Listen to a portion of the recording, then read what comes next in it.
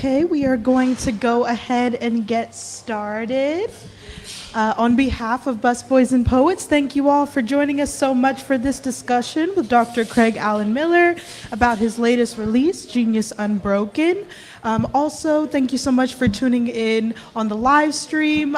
Don't mind me doing a few things at once, everyone, just manning a few things at one time. But I just want to let you know, if you don't know anything about us, Busboys and Poets is a community where racial and cultural connections are consciously uplifted and a space for art, culture, and politics to intentionally collide. Our Busboys and Poets servers are going to be helping us out throughout the entire program with putting in orders. I also want to remind you that there will be a Q&A after the discussion and a book signing at the end of the program. And Genius Unbroken is here available for purchase. And this is a special opportunity tonight. We have an intimate crowd, so that means we can get to all of your questions. So definitely just be thinking about that through the presentation and getting ready for that. Also, we are live streaming this. If you're tuning in online, you can get a signed copy of the book after the program. Just email us at bookevents@busboysandpoets.com, and we'll coordinate that for you. And now a little bit about the author we have here with us tonight. Craig Allen Miller, MD, is a board-certified cardiovascular surgeon and author of 3 books on medicine and medical history: The Making of a Surgeon in the 20th Century, The Big Z, The Life of Robert M. Zollinger, and A Time for All Things, The Life of Michael E. DeBakey. Now I'll invite Craig up to the stage. Thank you so much.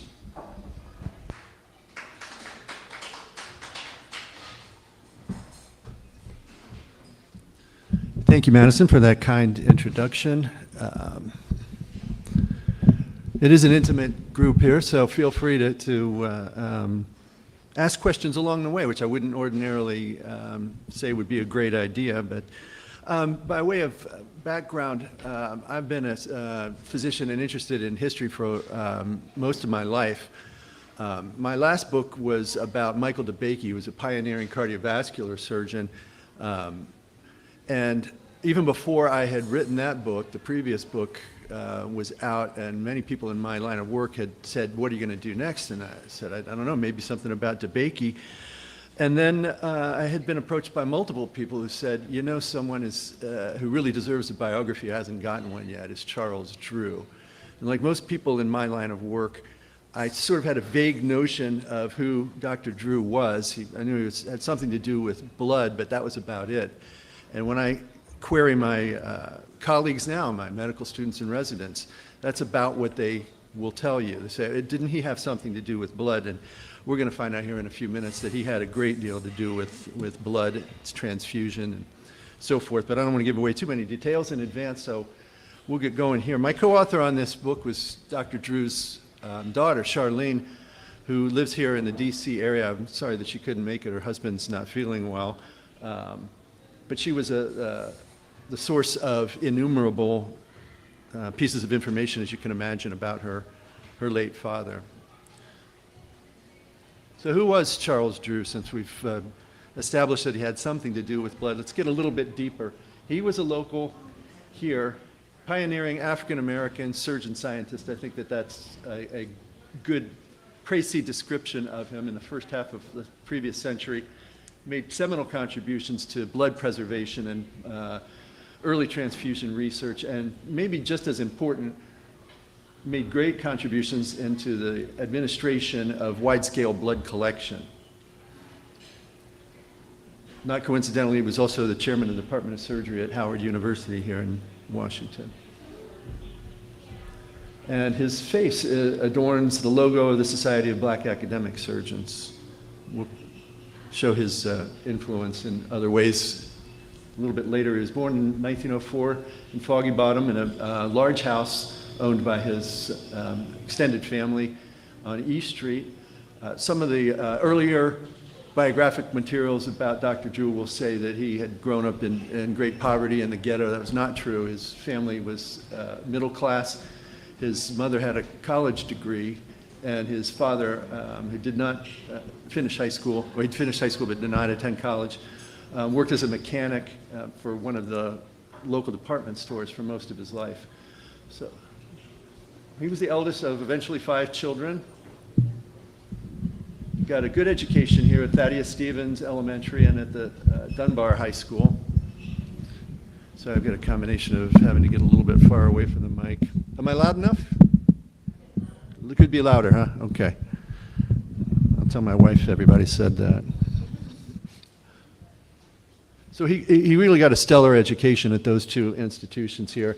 There are those who say that Dunbar High School at that point in time was the most outstanding high school in the country by any measure. However, at this point in time, he was only a mediocre scholar.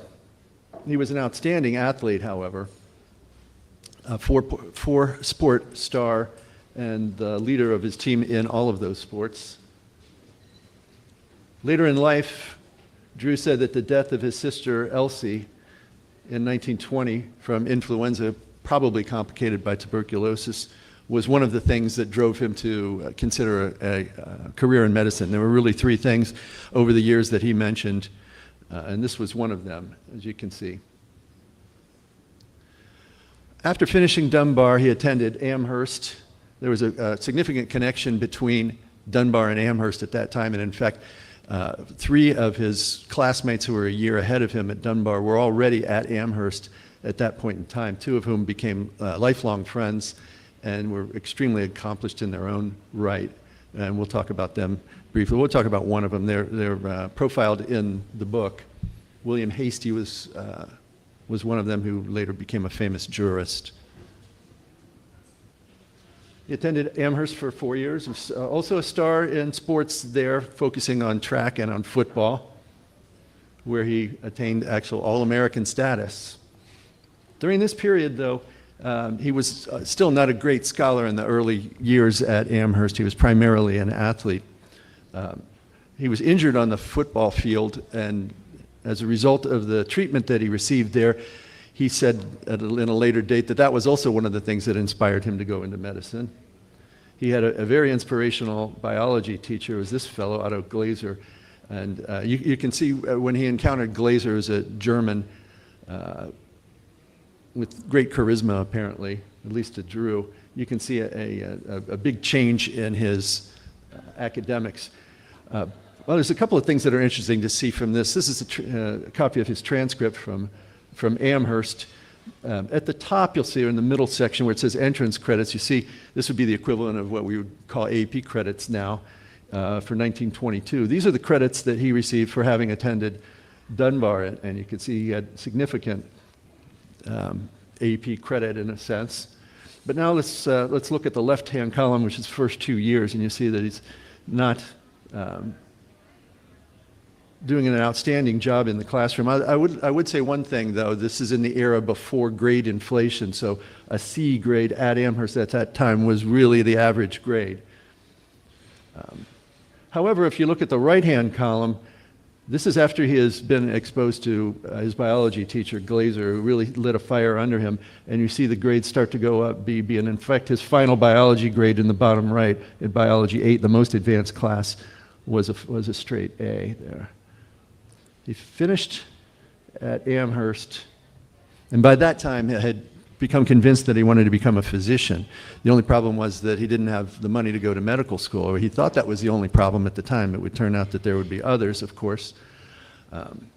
Now his family, as I mentioned, was not poor. However, they were not well-to-do, and eventually all of their children would attend, except Elsie, who passed away, of course, would attend college. So they paid for that, and that left them with very little money to, for example, provide him with the costs of professional school.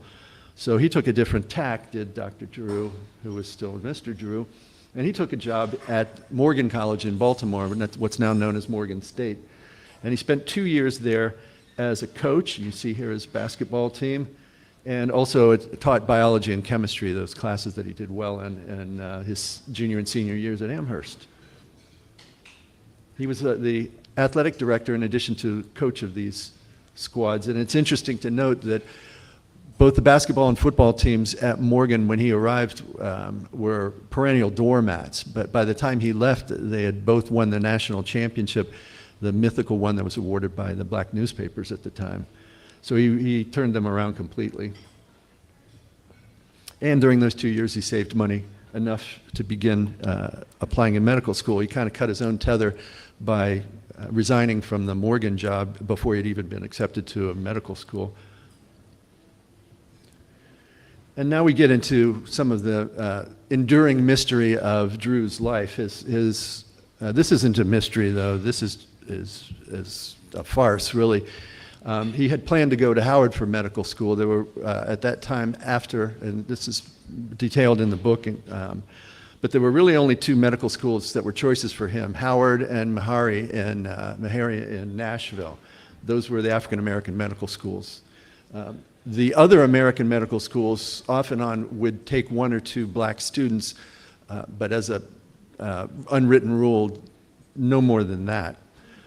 At Howard University, it was presumed he was a local. He was well known as an athlete. He had attended Amherst and now shown that he was had spent 2 years, obviously, at Morgan, acquitting himself extremely well. The assumption was that he would be accepted. However, he was not. And the reason is, as I say, somewhat farcical. We'll go back to, this is his first year at Amherst, and you see in the second row, English AB, all the way at the right is the number of hours that class provided, and it's 4. Howard Medical School required at least 6 hours of English on the part of the applicants. Never mind that he had 3 full classes of the AP credit that had been awarded him. Amherst felt this was sufficient for him to graduate. Howard felt that it was not sufficient for him to be admitted to the medical school. And so for this patently absurd reason, he was not. I'm sure they had plenty of cause to regret that over the years. We know that he applied, or at least approached Harvard University because we have this extant letter, which is really just says, we'll send you more information, but we will not have room for you. So he was sort of stuck, and now this is the great mystery which I was not able to solve, which is that Drew ends up going to McGill University Medical School in Montreal. And the conventional wisdom about that has always been that they were more accepting of African American students than the American medical schools were. This is really quite a nice book that was written not as a biography of Dr. Drew, but really as a study of the circumstances of his death in a sociologic sense. Within the biographical sections of that book, though, this statement is made by the author. And as I say, that's been the conventional wisdom really ever since. But I was able to determine that really wasn't the case. All you need to do is look through the yearbooks of the McGill Medical School from the 1920s, and you'll see that there are essentially no black faces, 1 or 2 per year, not really any different than the American schools, including Harvard. I unearthed this letter, which is from one of the deans of the medical school, dated from 1938, and I'll read it to you. This only circumferentially has to deal with Drew, although it does mention him. So for your information, the letter goes, I might add that the only other apparent discrimination against Americans is in respect to the Negro. So I'll let you guys look at the rest of that. The context of that is that he was being questioned, was the dean, about quotas regarding Jewish students.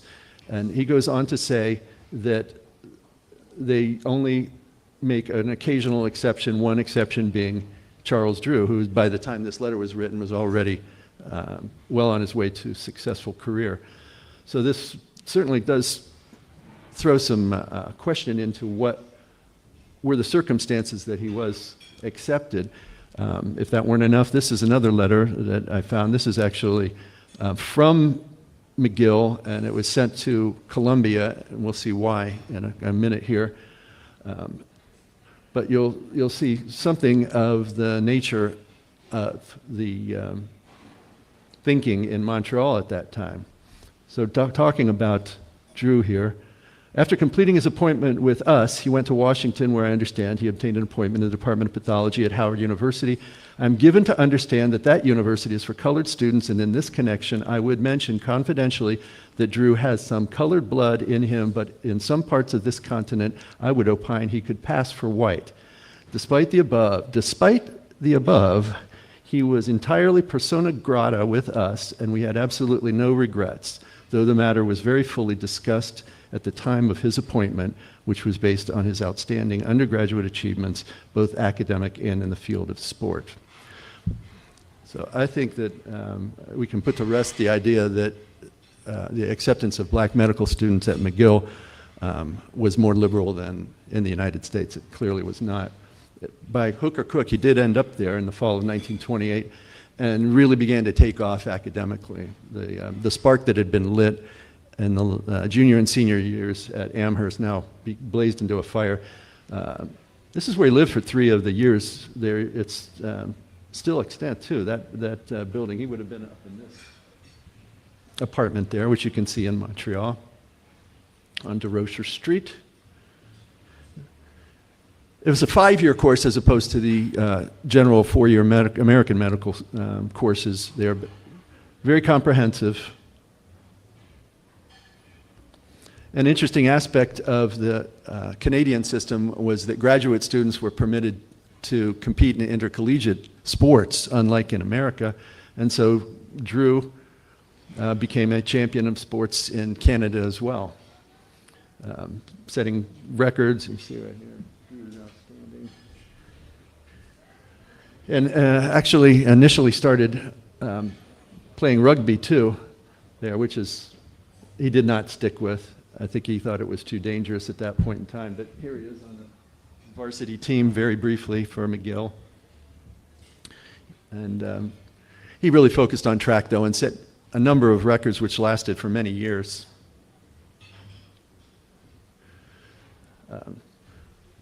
He was almost exclusively focused, though, on academics at this point in time. This is a tremendously interesting letter. It's about 10 pages long, written when he was clearly depressed on New Year's Eve, 1929 into 1930. He was a bit lonely, although he seems to have had a fair number of friends, but he was, at this point, had very little funds. And if you read through the letter, it's in toto in the book. It gives a glimpse into probably the lowest point in Drew's life. But things were going to change. One of the deans of the medical school, Drew approached him and said, "I'm going to have to quit. I don't have the money." And the dean was aware that Drew was near the top of the class and thought that that would be an incredible shame.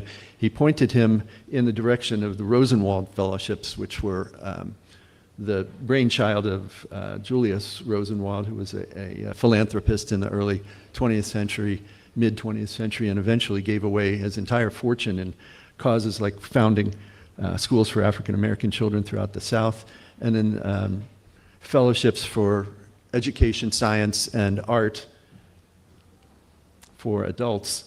And this is Drew's application for that fellowship, which he won. So for a brief period of time, money was no longer an issue. And here we see just some evidence of his success academically.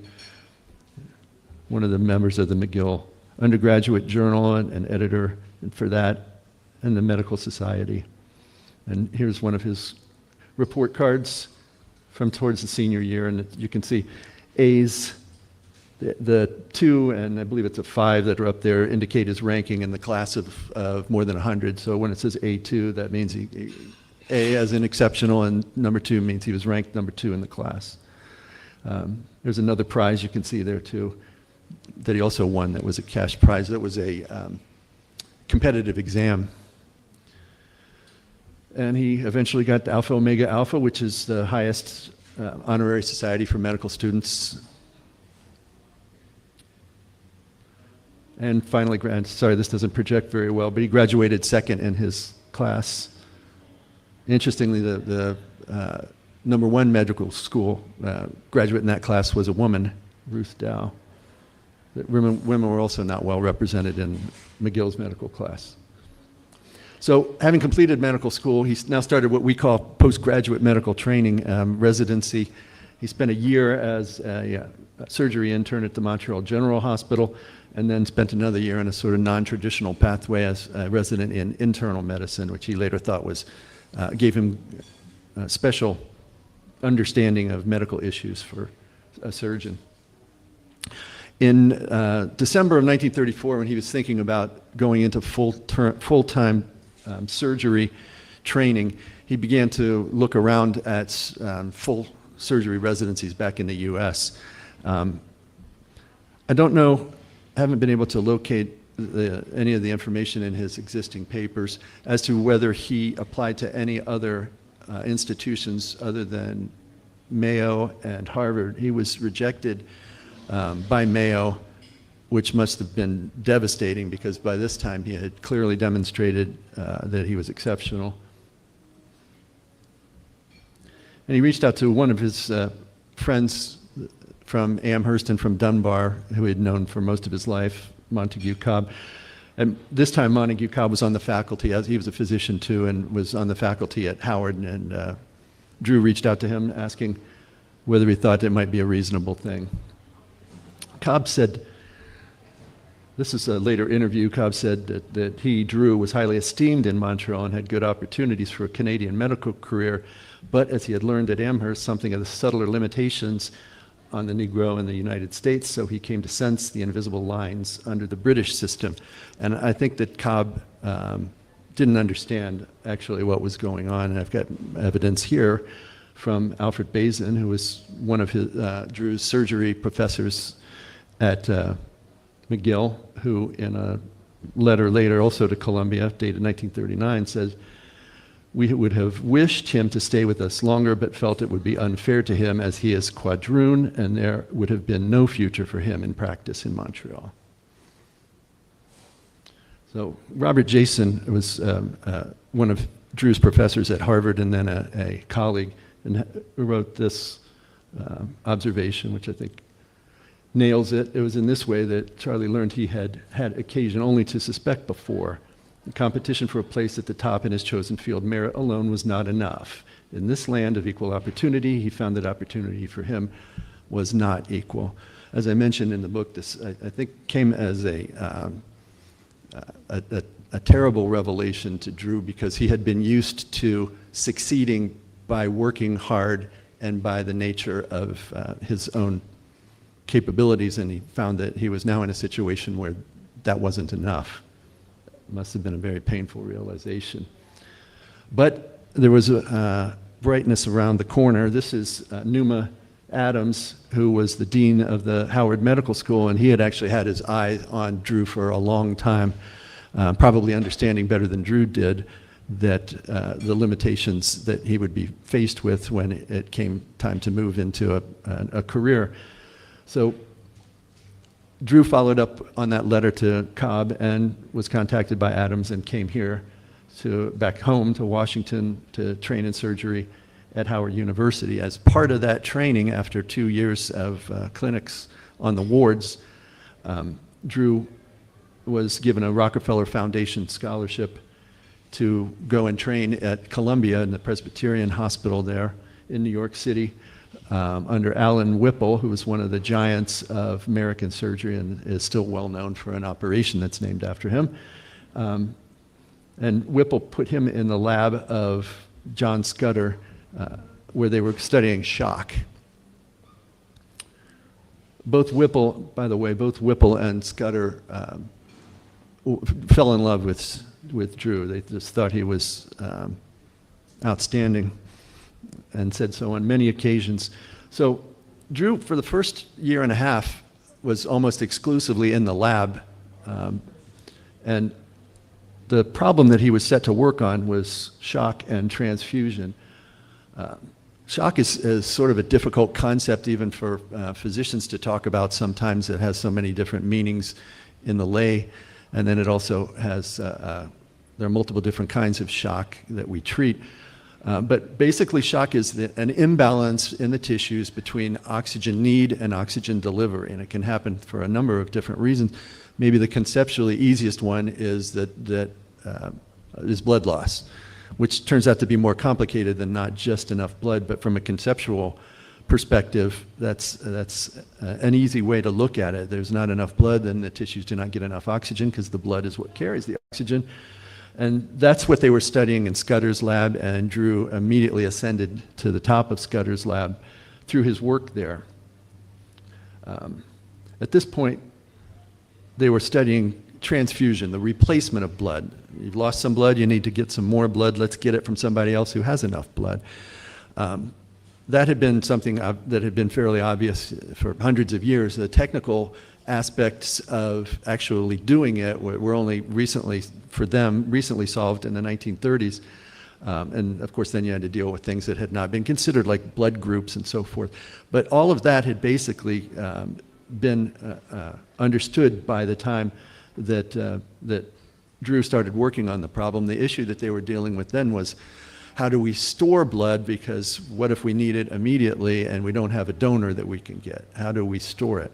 So that was the problem that he was working on in a larger sense. And after learning all of this, Drew focused on plugging the gaps in the knowledge base to get to a point where that could be done, where then all forms of shock could be treated at any time. This is where the concept, of course, of the blood bank came along. Now, the blood bank the term was coined by a physician in Chicago who was working on the same problem at the same time, and some others had also been working on it, including in Russia a little bit earlier, but Drew was the one that brought it to fruition. It was right around the same time that he met this Philadelphia lady who was on the faculty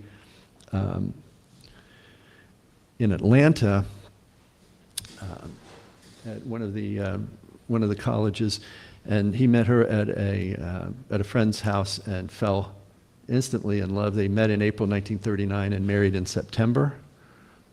Whirlwind romance. And it was shortly after that that he finished his thesis, Blood Bank, a study in blood preservation, which Whipple and Scudder considered to be the best thesis that they had ever received. This was never published, incidentally, but almost all of the work that's in it has been published in different papers. So occasionally people will lament, well, Drew's thesis was never published. That's true. In its in complete form, it never was, but the information that he learned that comprised it was all put into peer-reviewed journals. So having completed that now, and he was, I don't know if he was graduated with a doctorate of medical science in 1940, which was sort of equivalent to a PhD. He was already a medical doctor at the time that he got that. He was the first African American to get this award or be awarded this degree from Columbia. And at that point, he returned to Washington to join the faculty. But New York was not yet done with him. That summer was the World War II obviously had erupted while they were still working, and that summer was the summer of the Blitz in England with the air raids from the Nazis, and they were in acute need of blood transfusions. So when the people in New York City who were paramount in this started to consider getting blood donations so that they could send it over to England, the obvious choice was Charles Drew, with all the work he had done. And everyone who was at Columbia said, well, if you're going to do that, you need Charlie Drew. So he returned from Washington back to New York to work on this Blood for Britain project. And this, by the way, is when they switched from everything I told you about his research was related to whole blood. But they realized that no matter what they did, they could not preserve whole blood long enough to get it to England where it could be used there for transfusion. So from a practical perspective, they then started to look at some of the liquid components of blood and came down on the side of plasma. And all of this is in technical details are discussed in the book, but it was a scientific endeavor to get to that point. They used a donation system that the Red Cross put together there, and it was very successful. By January of 41, They had completed almost 15,000 donations and sent more than 5,000 liters of plasma over to Britain. Coming right out of that, everyone recognized that at some point the Americans would be drawn into the war too, and the Red Cross had already started working on, based on the Blood for Britain project, had already started working on developing a blood donation project of their own. And naturally, Drew had been so extraordinarily successful with the Blood for Britain program that they brought him on board to lead that, which he did for the first few months of the program. And here you see him with one of his brainchilds. You'll sometimes see online and so forth that Dr. Drew is the father of the Bloodmobile, and that's it right there. That was his idea. It had been based on some of the things that he had seen. There was a surgeon in the Spanish Civil War who had done something similar, not as well as Drew designed it though. It was a trailer, a refrigerated trailer that ran behind a truck, and they would take it out to sites to get blood donations. In the spring of '41 though, it was time for him to get back to work. He had supposed to have been there a year before, so he came to Howard, but now he was put in place as the chairman of the surgery department rather than just a faculty member, and the chief surgeon at Freedman's Hospital.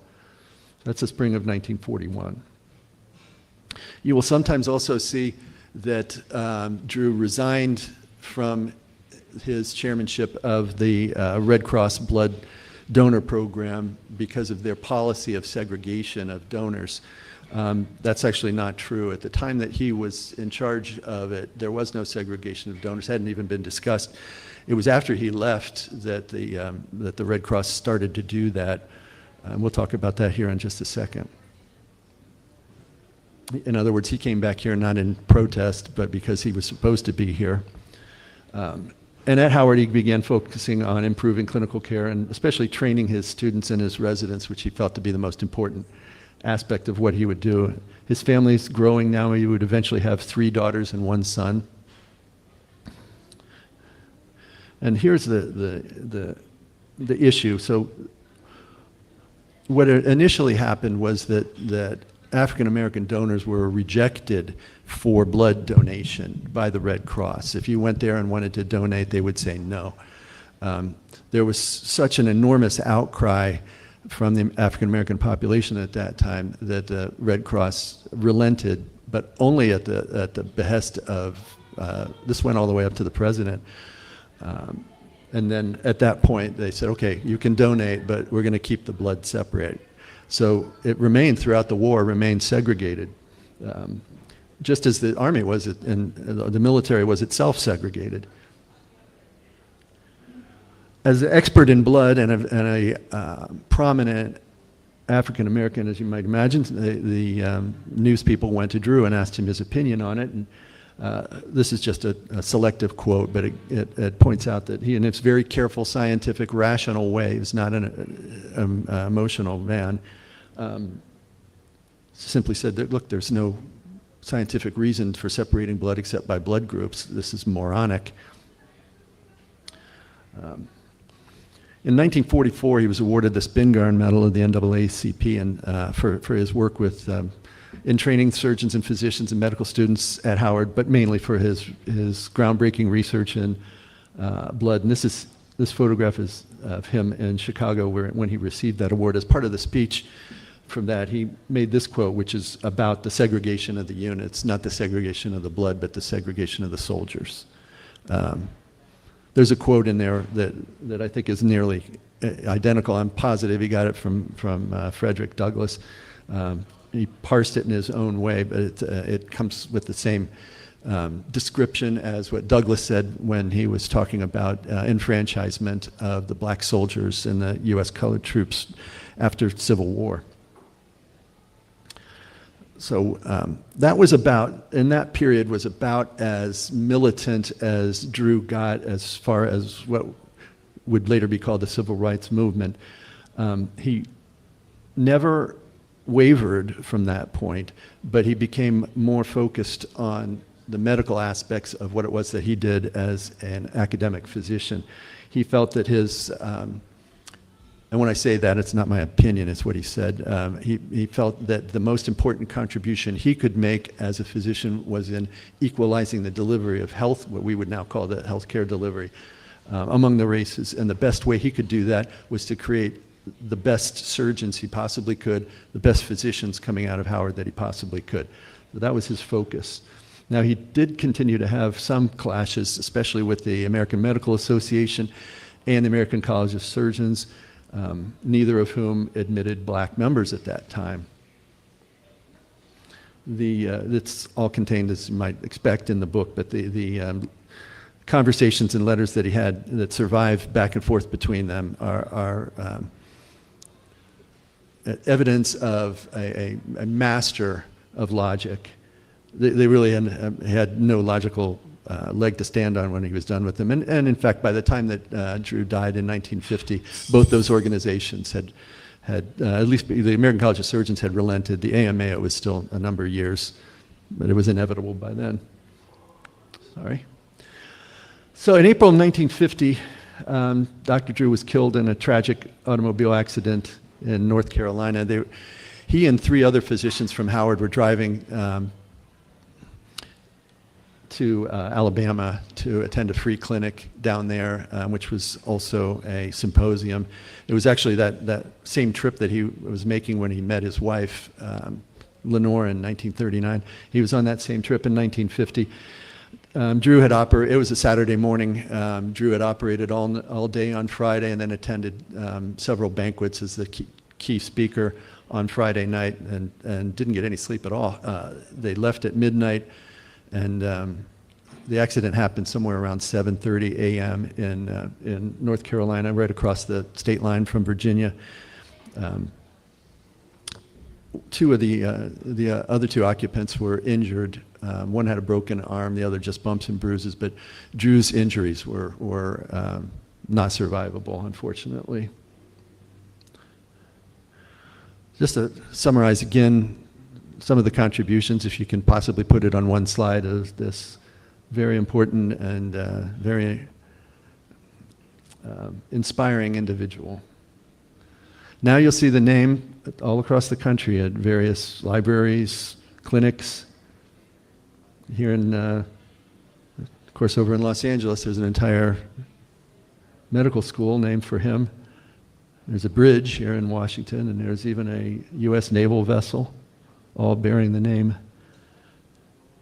But now, hopefully, it'll be more than just a name to you and to those who happen to read the book. This is one of the quotes by Drew, one of the many quotes. This is the one I think he really lived by. Excellence of performance will transcend the artificial barriers of man. So, I thank you for your attention. Be happy to take any questions if you've got some. Yes, ma'am. So, in the current climate that we're in, do you see the opportunity for America to uplift any African American physician or any diverse physician with their accomplishments? Do you see that in the current climate that we're in? I like to think so. It's obviously drastically different from the period where Drew was struggling with this issue. I can attempt to approach that by saying, when I talk about him training his people, and that last quote that I put up there, there's another barrier to it. What I mean is, when he says that excellence of performance will overcome the artificial barriers, you've got to have a chance to show that performance. And that was the thing that he never got past in his lifetime. In other words, while he was still alive, the only surgical trainees that were African American were either from his group, or from Harry, and that was it. Now, I think that if Drew, and it's always incredibly dangerous to try and put yourself in the mind of someone from the past who would not understand the modern world, but I think he would be pleased at seeing the enrollment numbers so much better than they were then, even though we look at them and say they could be so much better now. I think on the continuum of things, it's a great deal better than 1950, but it's an asymptote that we haven't reached yet. I want to follow that question with a similar question. You know, you had on one of your slides about how we finance medical school. And if we look at the climate we're in today, a philanthropist would almost be villainized or criminalized if they wanted to invest in African American physicians. And in light of that, where do you see African American physicians financing medical school? And I do want to just preface and say I share with your support team here. My son graduated from Howard University Medical School last year. He's at residency at Mahary. And I just look at if where we are today was 2020, he would not necessarily be a doctor today because it's not safe for people to want to invest in a particular race of people to become doctors or lawyers or any kind of academia. So I guess, you know, where do you see a philanthropist today wanting to invest? You know, I'm in some senses a country surgeon and a guy that writes some history. So I don't think I have any special insight into what it is that you're describing. I'd be actually more interested to hear what you have to say about it, because this is obviously something that's hitting close to home. Whereas I can give you a perspective from the past, but these are not, you know, issues that I have any particular expertise on. Well, okay, so I'll give you an example. Bloomberg was providing $100,000 per student at Howard, at least for 2020 year, for their year 2020. And if you look at what the current administration has done around DEI, almost criminalizing, even though it is actually an exploitation, it's not true that it's illegal, but it's being proffered as illegal to invest with the intent of diversity, equity, and inclusion. So I just look at if Bloomberg were to do today what he did in 2020, you have this administration saying that's against the law, right? Which is discouraging to people who might want to become physicians and using that funds to offset the cost of medical school or law school or, you know, some other graduate level type program. So I guess my question was, you know, do you foresee that even philanthropists might be afraid right now to openly invest in Black students in the way that I don't want to say his name wrong, it's on the slide, I don't misquote the name. No, Rosenwald you're talking about, yeah, Rosenwald, yeah. right. So, you know, if you look at, you know, here we go 100 years ago, it was acceptable to invest, but today, in this climate, just today, it's not acceptable. You know, it could literally put you in the crosshairs of this administration, you know, for philanthropists to put their money out and say, oh, I want to make sure that there are more Black doctors or more Black lawyers or more Black professionals. You know, it is a scary time for any philanthropist or any organization that wants to invest. Well, maybe this is more germane to that, as opposed to philanthropy. The efforts maybe of the AMA would be something. I'm not aware that they're in those crosshairs as you describe it yet, but they clearly made a commitment to DEI several years ago, and they, as far as I know, I mean, they were excited about this book. As far as I know, they have not wavered from that. That could be a potential problem. I don't know that, I mean, that would be that would have a major impact if the AMA was told that they could not do that they couldn't make specific outreaches and things of that nature to the African American undergraduates, for example, to try and get them to go into medical school, or some of the things that they do with the actual medical students, trying to help them choose specialties and things of that nature. As far as I know, and as, again, I'm not qualified really to speak on this as a historian and surgeon, that would be something that would be difficult to overcome if that became anathema. That would be an issue, but I don't. If I'm not mistaken, and you can research and see, but my interpretation is that anything that is race-based or gender-based, diversity-based, is being viewed by this administration as a no-go, that it's somehow illegal or against the Constitution. It's not. I work in HR. It's not. But it's the intimidation of, so I mean, because my son's in residency now, you know, we're not privy to what the financing looks like for, you know, medical school students. But from every indication I'm seeing, the administration has removed funding if it was, you know, geared towards diversity or equity and inclusion. And so that just lends me to the question of what's happening for philanthropists who also, that would be their normal investment. It would seem they're intimidated as well. Just like- Yeah, I don't know. I don't know the answer to that. I know I believe it was Steve Jobs' wife who had given a great sum to the Charles Drew University. No, it's $100 million, I think, which is what they're running on. But that was a few years ago. That was 2-3 years ago.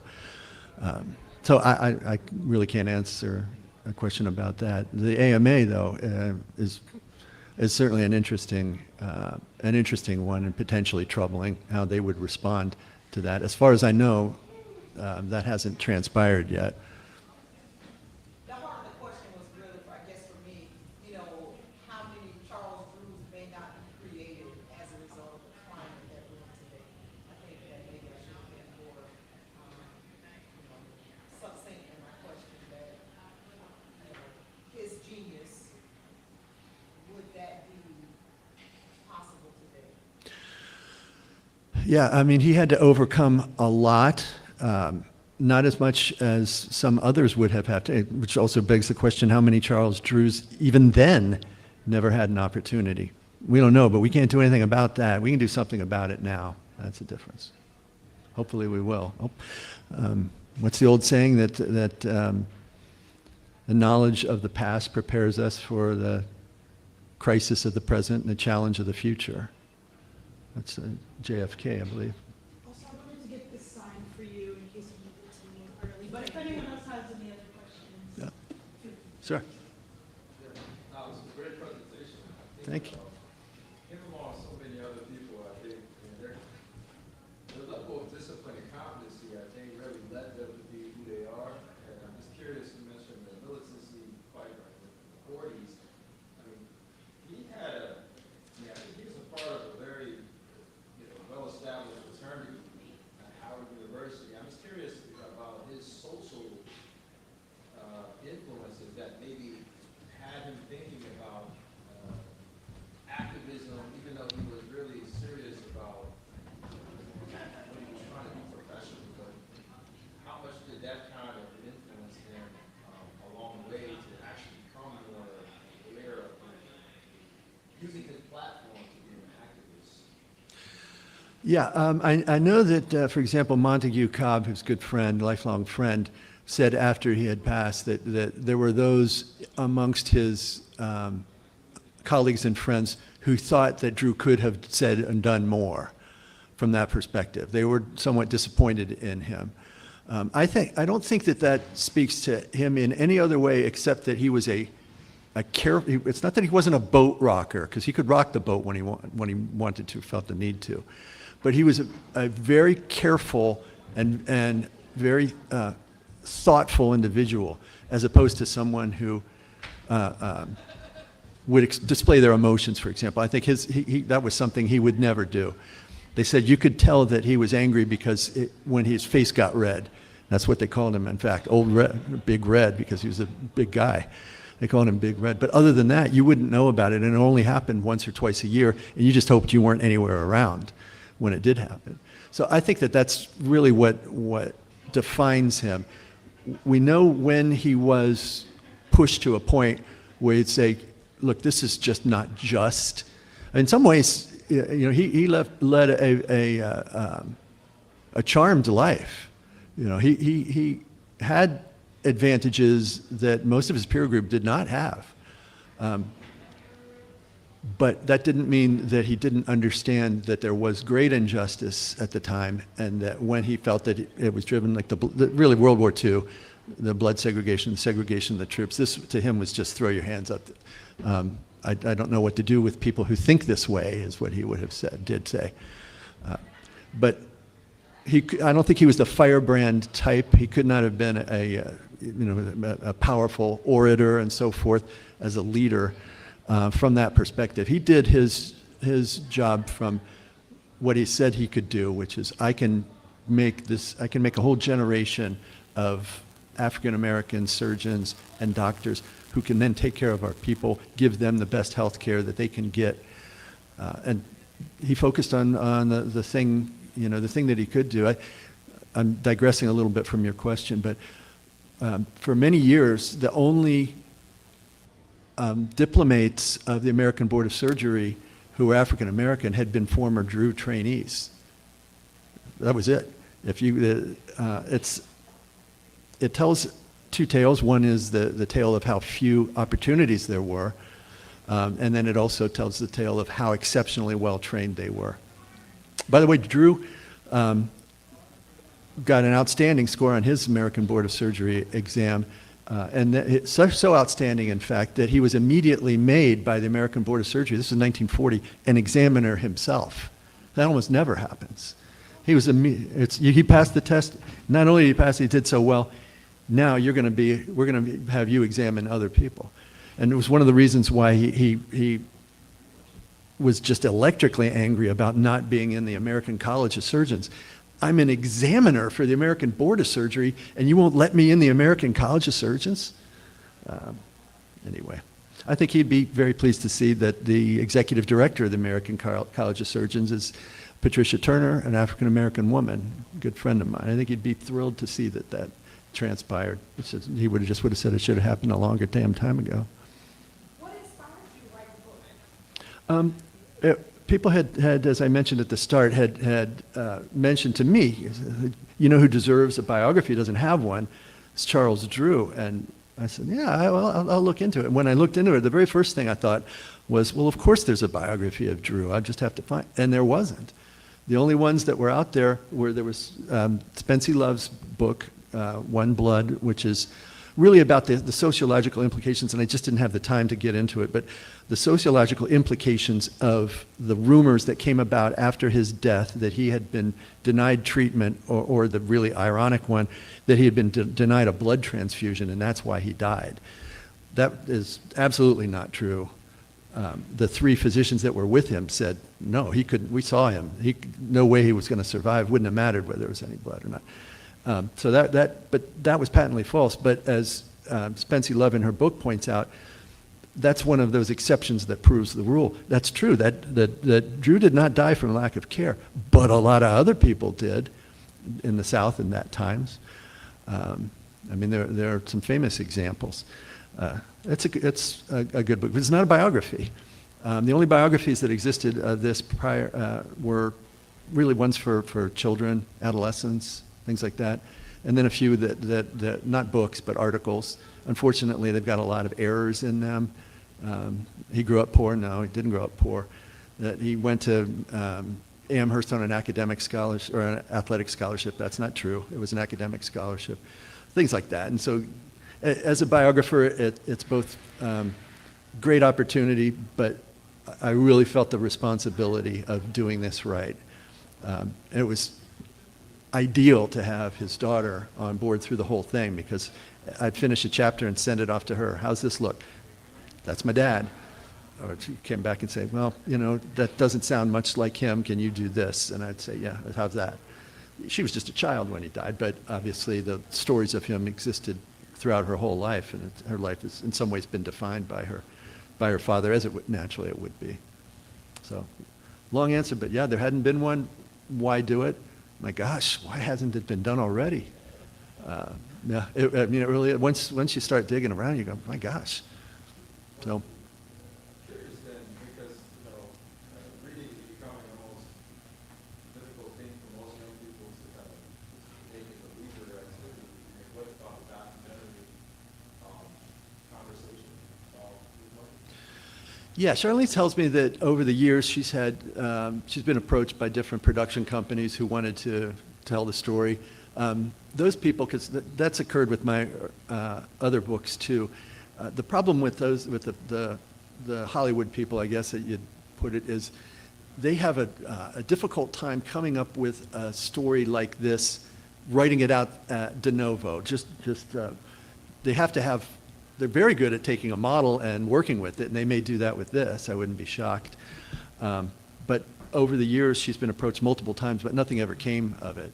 The Red Cross is doing a documentary on him right now, but it's about what I go into in great detail about the science that he did, which is worth the detail, by the way. That's one of the things I'm especially proud of in this book, is that I actually tell you why this guy deserves to be remembered. His name's all over these buildings and everything, but as I say, I can go up to one of my including African-American medical students, and say, what do you know about Charles Drew? Do you have something to do with blood? But what? You need to know this, you know? I'm a historian. I think it's important that we remember the shoulders that we're standing on and let us see a little further. I appreciate this, because I was kind of the same. Like, I've always had this I knew the name, but I didn't dive deep. So the presentation, I have much more. Now, like, intrigued with my understand everything about him. It seems like he's larger than life, but it still skips. The whole story still skipped all of our heads. Especially during the times he was training. Do you think that if he had not been involved with sports as a way to kind of balance things, do you think that would have got more help, in terms of social techniques? I don't, the big question really is, would he have gone to Amherst if he hadn't been a good athlete? Because he was a star athlete in D.C. He was, everybody knew who he was, a multi-sport star. So I'm sure, even though his scholarship was not athletic, it was an academic scholarship, I'm sure that played into it. To what extent, we don't know.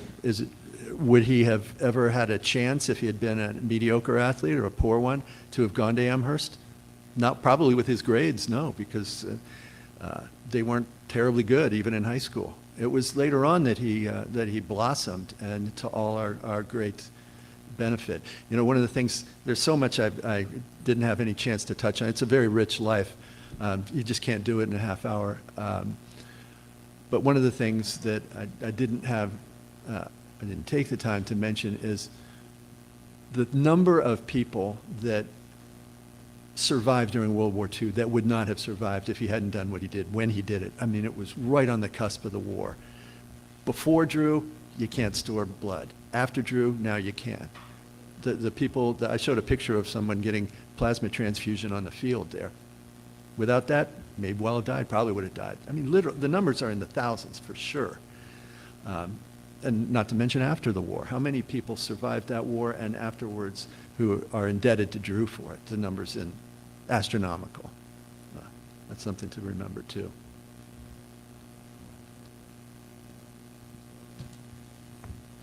Well, thank you.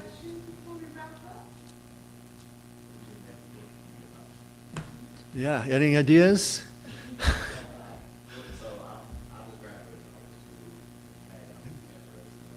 Congratulations.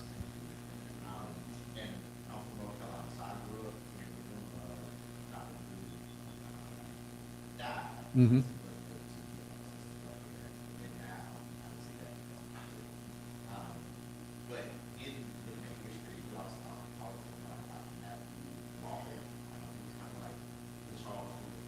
Mm-hmm.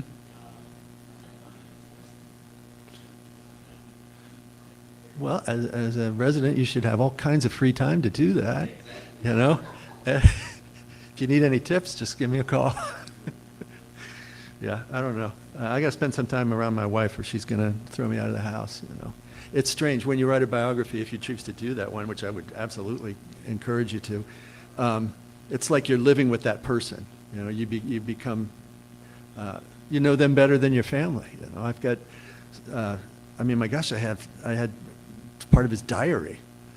You know, it's like I said, it's a great responsibility and a great privilege, and pleasure. But the answer is I don't know right now because I got to give it a little bit of a break.